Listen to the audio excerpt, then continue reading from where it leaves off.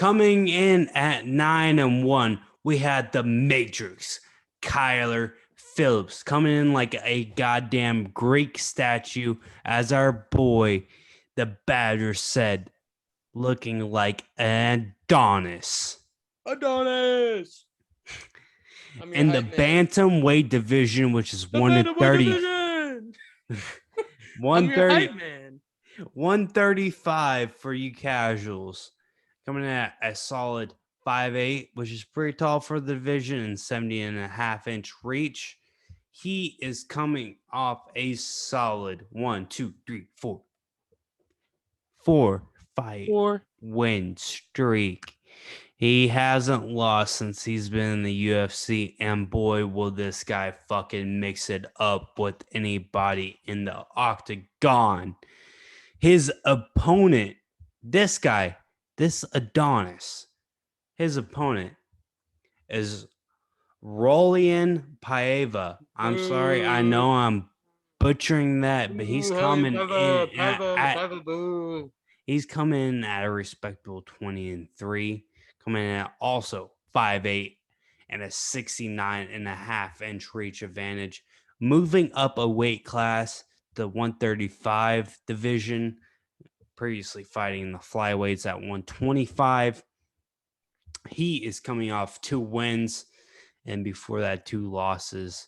So I'll hand it off to my partner in crime, Zach Zebo Gleason. What are your thoughts? Well, Gage Humby, son. I know we already taken a bow, but I'll give you a Herb Dean bow because I appreciate you tossing it to me first here.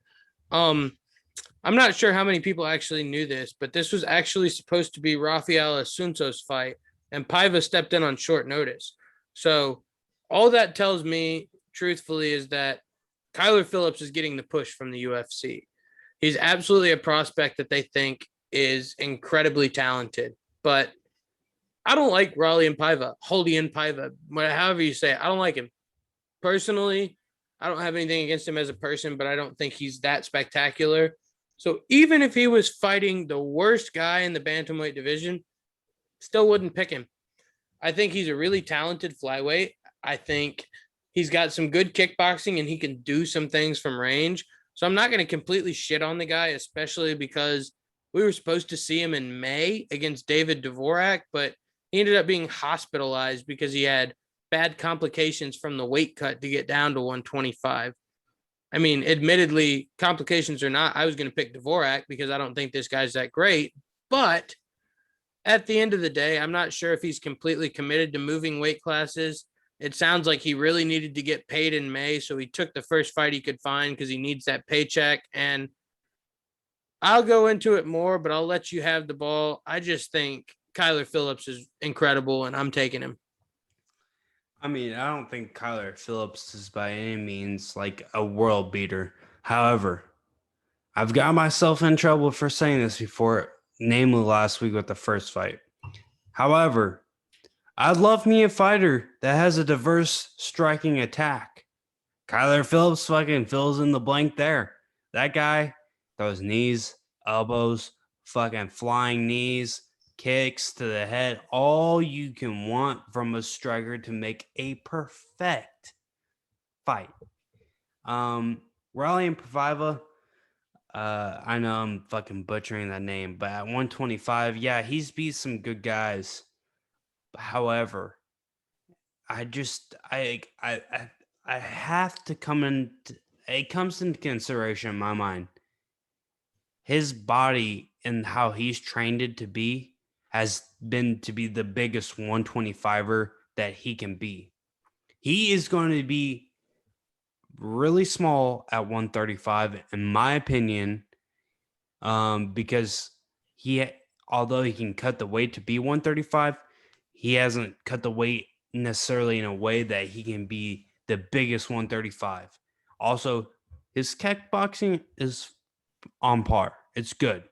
Now He his has a best, back leg head kick that's really impressive because it kind of comes out of nowhere and it's really quick. But not to cut you off, I just noticed that in the film, and I will give him credit where credit is due. absolutely. I think that head kick is phenomenal. However, I don't think that this is necessarily going to be a kickboxing match between Phillips and Paiva.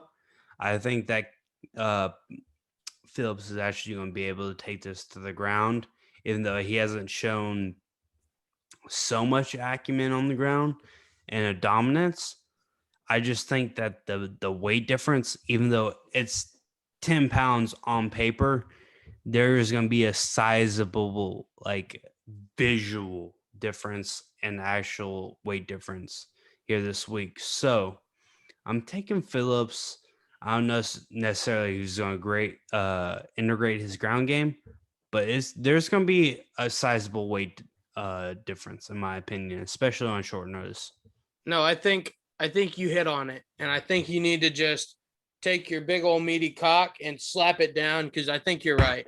Just in terms of the fact that I really, really, we talked about it earlier. If you don't watch the calf kick experience, full, long, X cut, and I guess XXX rated, we don't trim anything. We just kind of talk to each other. It's on Spotify, Apple Podcasts, Pocket Casts, Google Podcasts, anywhere you absorb your podcast. However, Sorry, uh, these nuts. last week I had mentioned, or excuse me, earlier in the podcast, we had mentioned how Islam Makhachev and Makachev. Makhachev and Habib and all of the Dagestanis are not just incredibly dominant wrestlers, but really, really good at MMA wrestling. And that's what I see from Kyler Phillips. I kind of compare him to something I said last week about Matus Gamro, just in terms of he'll lead with a 1-2, and Kyler Phillips, I'm talking about, will lead with a 1-2 and shoot straight into a double leg. The guy has incredible pace. He doesn't get tired, and he does things that are very hard to emulate in training, things that you don't see from other guys. So I don't know if he'll get the finish here, but kind of like I said about Miranda Maverick, I imagine this being very technical and rather dominant in terms of Kyler Phillips. 30-27 from the Zeeb. I couldn't agree with you more, brother. I don't think Raulian Paiva, once again, excuse my French because I can't say his fucking name. I just don't think he's going to be able to hang with them, especially with this 20-3 record. I know that looks kind of daunting to bet against, Whoa, whoa. but 4 of those fights are in the UFC, and half of them are losses. yeah, I yeah, just had to yeah. put that out there. Yeah, good on you for putting that out there. But he also has a win against Zumagulov, who won That last aged week. well. That aged well. Yeah, Zuma aged Gulov. very well. But going up weight class, I just don't see it happening. Like I think I think there's a very well chance he gets dominated in TKO/KO'd here on the calf kick experience this week. This one might be a big money bet. Let's go to the odds, Let's Zach. go check it out. Yeah. If it will go, yeah. It will go. I see it. It will go.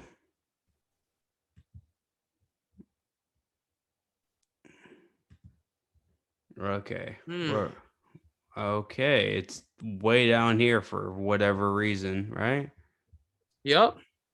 Okay, I'm not seeing that. I'm sorry, people. Do you see it? Oh, It's okay. closer to Okay. the Yeah, top. yeah, right here, right here. All right. Kyler Phillips coming at minus 250 favorites, which is not looking tasty at all.